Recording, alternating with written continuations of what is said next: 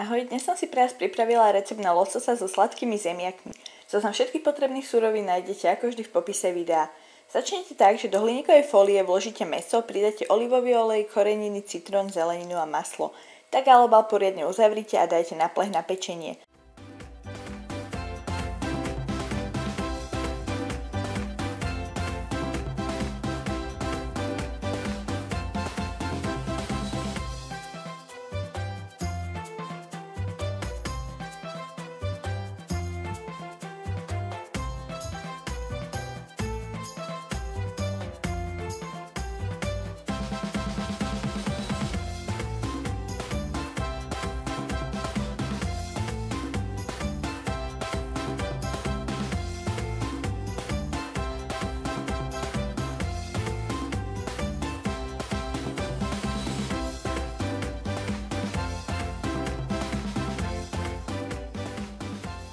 Potom nakrájete batáty, presunte ich na rovnaký plech, pridajte olivový olej, sol, korenie a tymián.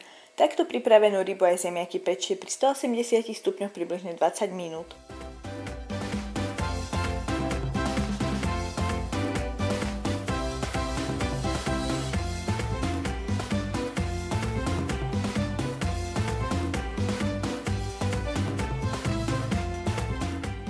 Ak je všetko upečené, môžete servírovať. Ak sa vám toto video páčilo, môžete ho označiť lajkom alebo mi dajte vedieť v komentároch.